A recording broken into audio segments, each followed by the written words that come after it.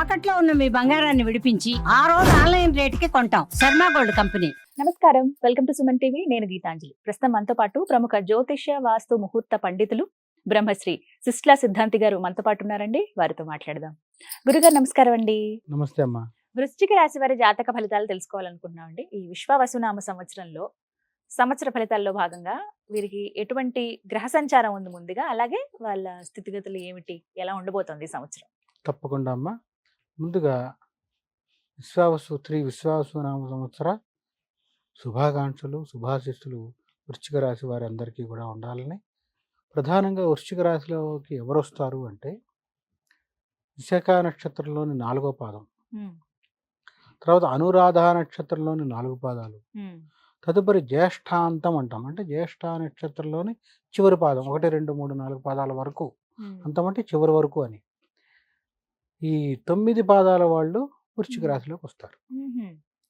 ఇక వృశ్చిక రాశి వారికి సంబంధించిన గ్రహస్థితి ఒకసారి చూస్తే దాదాపుగా 2.5 సంవత్సరాలు అంటే 30 నెలలుగా అర్ధాష్టమ శనితో ఇబ్బంది పడుతున్నటువంటి వీరికి ఉపశమనం దొరికింది. ఎందుకంటే శని బ్రహ్మాండంగా తాను మారిపోయి వృశ్చిక రాశి వారికి పంచమంలోకి వెళ్తున్నాడు.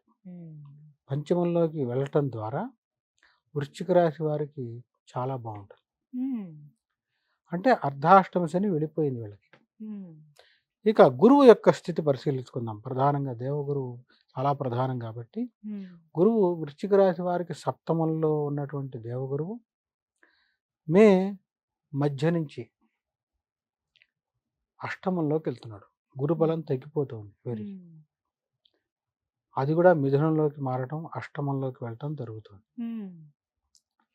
ఇక సంచారంలో ఏకాదశంలో కన్యలో ఉన్నటువంటి కేతువు మారి దశమంలోకి, సింహంలోకి, రాహు వచ్చేటప్పటికి పంచమం నుంచి అర్ధాష్టమంలోకి, కుంభంలోకి మారటం చూస్తుంది.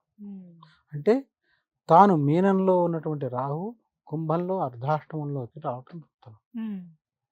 ఈ రీత్యా ఉన్న గ్రహస్థితితో వృశ్చిక రాశి వారికి ఒకంత ఎట్లా అంటే శని మారిపోయింది, అర్ధాష్టమ శని వెళ్ళిపోయిందని సంతోషించాలా,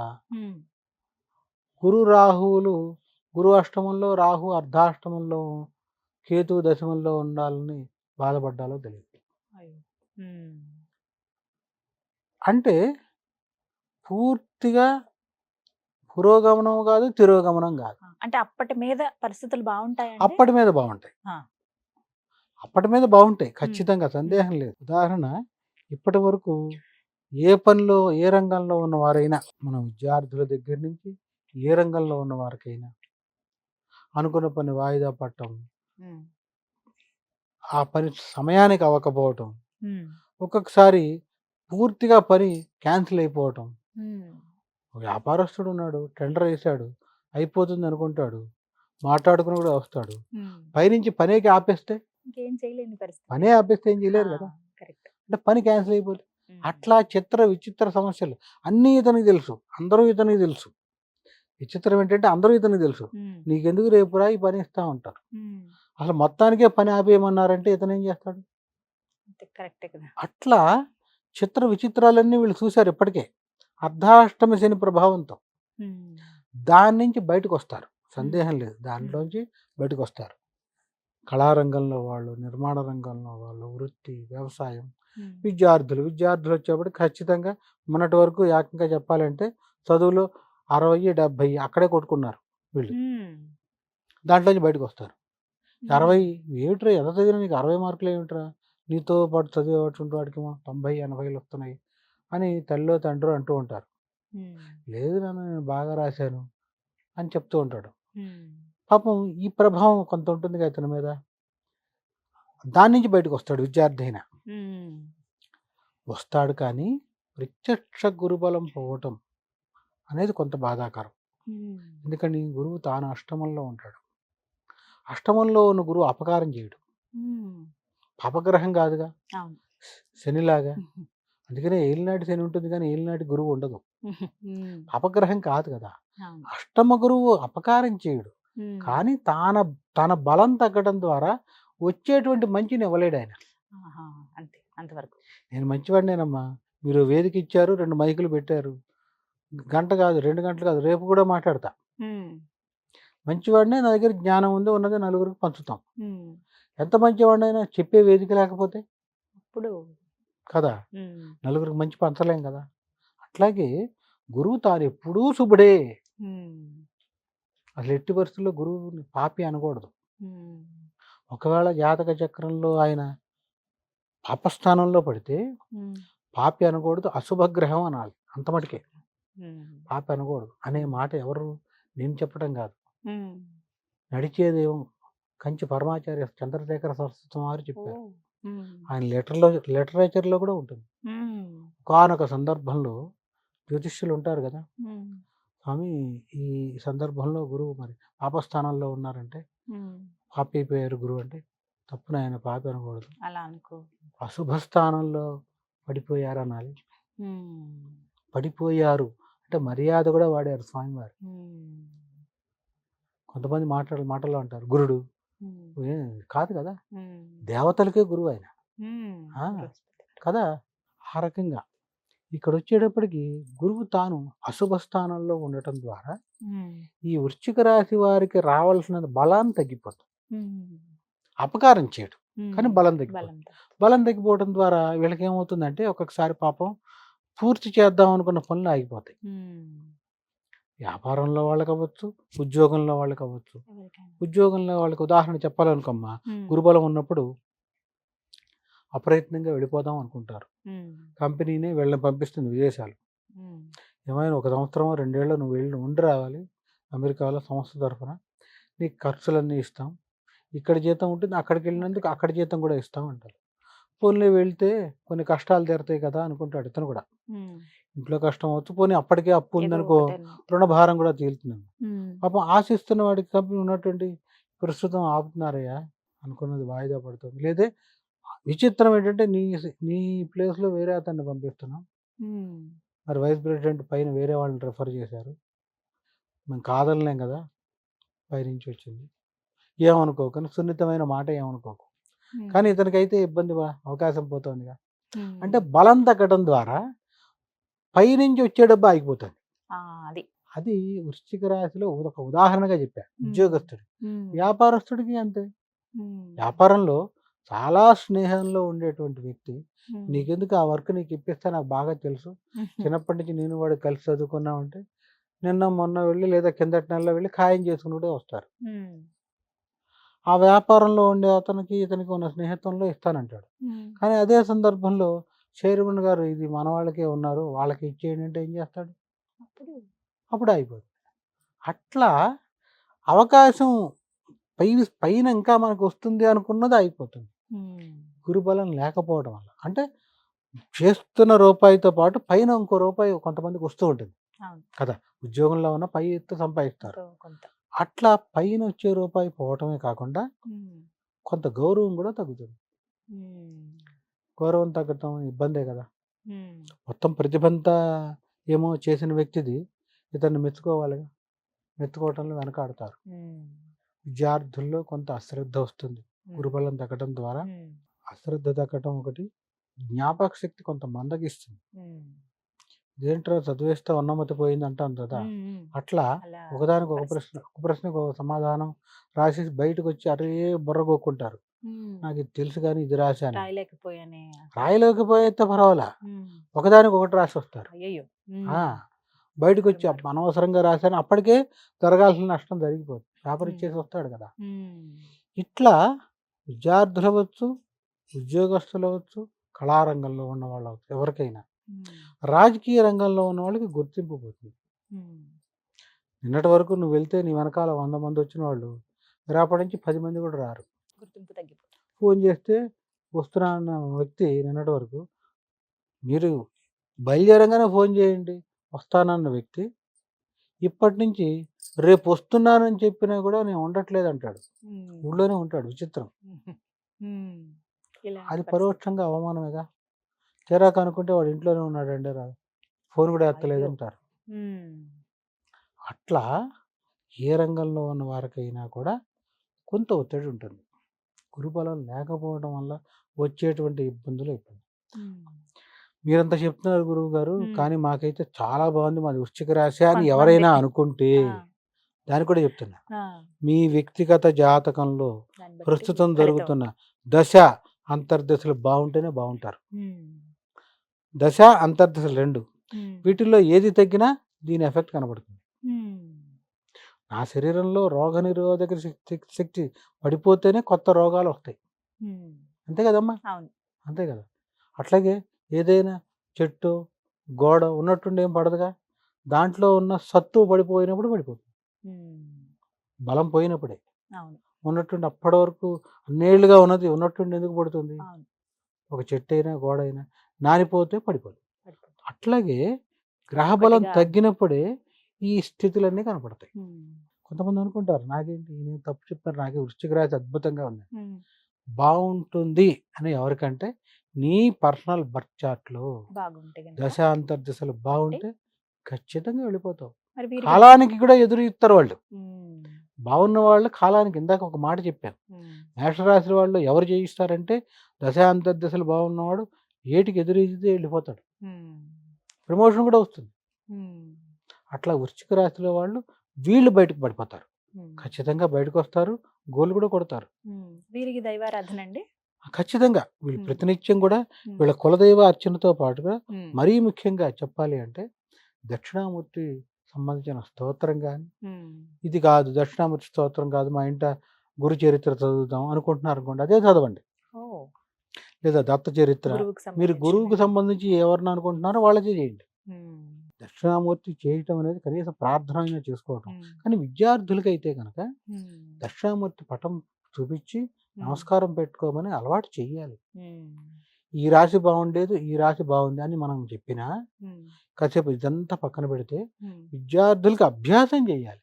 ప్రతిరోజు లేవంగానే స్నానం చేయంగానే దక్షిణామూర్తి పటానికి నమస్కారం చేసుకొని ఆయన అని చెప్పాలి.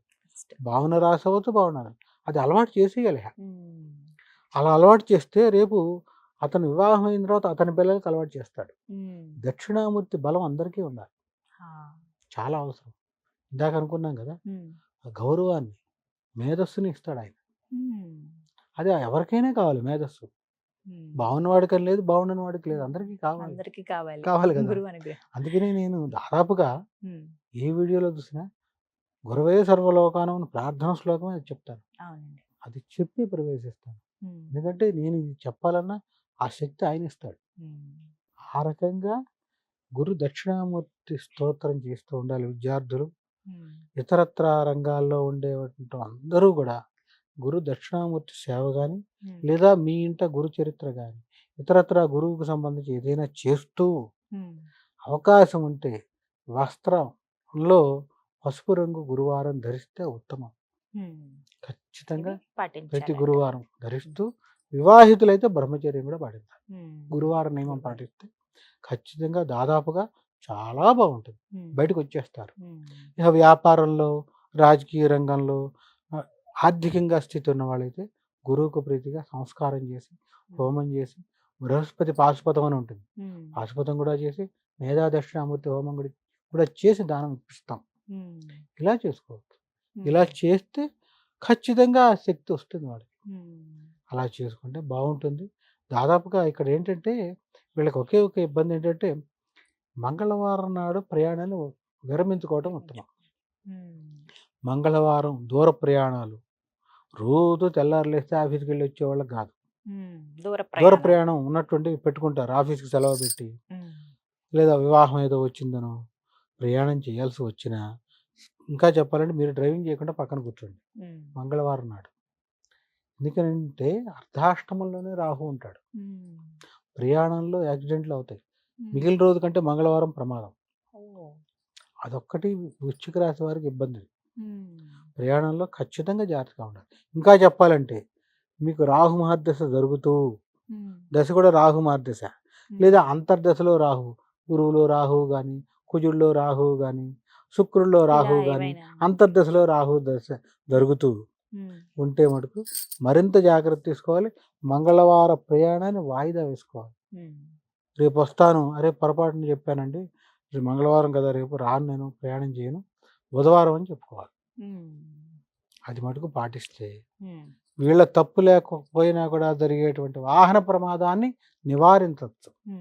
ఒకవేళ వెళ్ళాలి, ఇప్పుడు వ్యాపారంలో ఉంటారు, వెళ్ళాలి తప్పదు, వెళ్ళకపోతే వ్యాపారంలో ఉన్నవాళ్ళు పైన ఇతని పైన అతను ఒప్పుకోడు బాసు, అప్పుడేం చేయాలి, నువ్వు పక్కన కూర్చుని వేరే వాడికి ట్రైనింగ్ ఇవ్వాలి. అయినా ఎవడు లేడు, నువ్వు ఒకడే ఉన్నావు ఒంటికాయ సొంటి కొమ్ములాగా, అప్పుడేం చేయాలి, కనీసం మంగళవారం నాడు రాహుకి నమస్కారం పెట్టుకుని మనసులో ధ్యానం చేసుకుని, సుబ్రహ్మణ్య స్వామికి నమస్కారం పెట్టుకుని, ఏమీ రాదు, నోరు తిరగదు, సుబ్రహ్మణ్య స్వామికి నమస్కారం వచ్చుగా పెట్టుకుని రాహు కాలంలో పట్టుకు బ్రేక్ వేసి పక్కన ఆగాలి. 3:30 to 5 కదా, ఆ ఒక్క సందర్భం వదిలేస్తే గండం గడిచి పిండం బయటపడుతుంది. అంటే ఇతనికి వాహన ప్రమాదం అనేది లేకుండా బయటకు వస్తాడు. అది వృశ్చిక రాశిలో వారికి చాలా అవసరం. మరీ ముఖ్యంగా చెప్పాలంటే వాహన ప్రమాదం అనేది పొంచి ఉంది. దాన్ని ఎలా తప్పించుకోవాలంటే ఇలా ఉపాయం. ఇక మనకి తప్పదు, తెల్లారులేస్తే రోజు తిరుగుతాము అనుకున్న వాళ్ళు ఏంటంటే ఖచ్చితంగా సంస్కారం చేసుకోవాలి. ఇందాక చెప్పినట్టు గురువుకి, రాహువుకి ఈ రకంగా హోమం చేసుకుని, కేతువుకి చేసుకుని దానాలు ఇవ్వటం. అప్పుడే పాశుపత హోమాలు కూడా ఉంటాయి, సుబ్రహ్మణ్య స్వామి కూడా ఉంటాయి. ఇది చేయలేని వాళ్ళు ఇలా కూడా చేసుకోవాలి. ఉపాయం ఉందిగా, శాస్త్రంలో ఏం చెప్తుందంటే ఆర్థికంగా శక్తి ఉన్న వాళ్ళు ఇలా చేసుకోండి, శక్తి లేని వాళ్ళు ఇలా చేయమని కూడా చెప్తాం. మనకు సత్యనారాయణ వ్రత కథలో కూడా ఉండదు అమ్మా, ఏమీ లేని వాళ్ళు కనీసం అక్షంతలు పుచ్చుకోండి, కథ వినండి, నమస్కారం పెట్టుకుని వేసేయండి అంట. అంతే కదా, మొత్తం ఇవన్నీ పేర్చి చేయమని చెప్పదు. తాహత ఉండి కూడా చేయకపోతే లోభంటారు.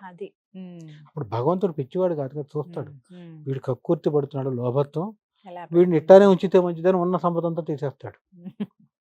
అందుకనే శాస్త్రంలో మాట చెప్పబడుతుంది, ఈ డబ్బుట తాను అనుభవించక, ఇతరులకు పెట్టక, దానం ఇవ్వక, ఇతరులకు పెట్టమంటే అన్నదానమో వస్త్రదానం ఏదో, దానం ఇవ్వక మూడో వ్యక్తి పాలవుతుంది. ఎవరట మూడో వ్యక్తి?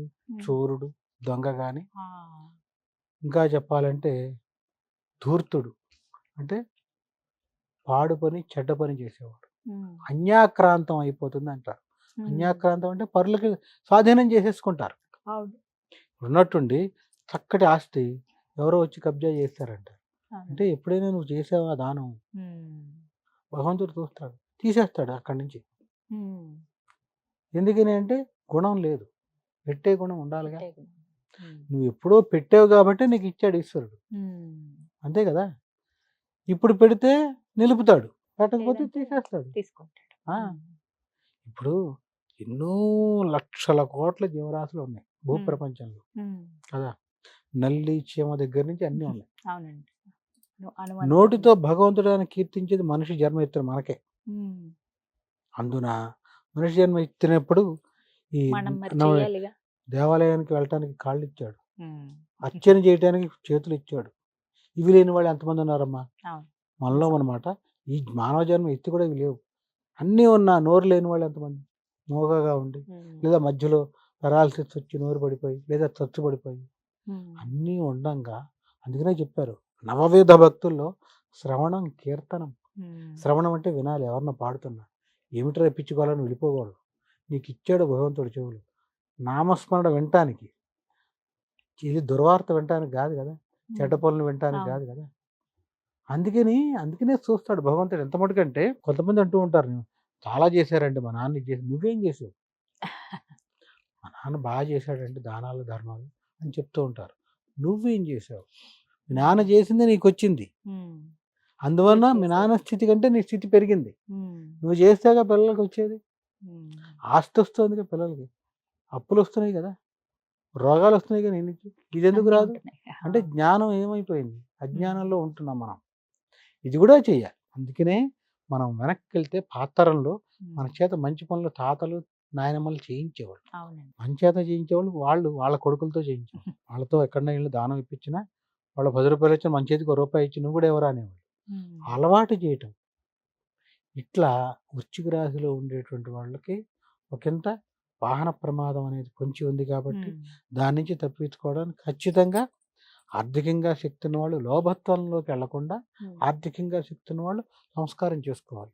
అశక్తులు చేయలేని వాళ్ళు కనీసం ఎంత ఈ పరిహారం చేయాలో పాటించాలి. అంతవరకు చేయాలి. మంగళవార నియమం పాటిస్తూ ఉమ్, మంగళవారం బ్రహ్మచర్యం ఉంటే మరీ మంచిది. ఉమ్, అలా కాదు అనుకున్నా కూడా కనీసం ఈ యొక్క వాహన ప్రమాదాన్ని నివారించడానికి దూర ప్రయాణాన్ని వాయిదా కానీ ఆ రాహుకాల సమయంలో ఆపడం అయినా చేయాలి. చేసుకోవాలి. ఇలా చేస్తే దాదాపుగా తట్టుకుంటారమ్మా, ఉమ్, బయటకు వస్తారు. ఉమ్, ఏం ఇబ్బంది ఏమి ఉండదు. ఉమ్. చక్కగా వివరించారు గురుగారు. ధన్యవాదాలండి. ఉమ్.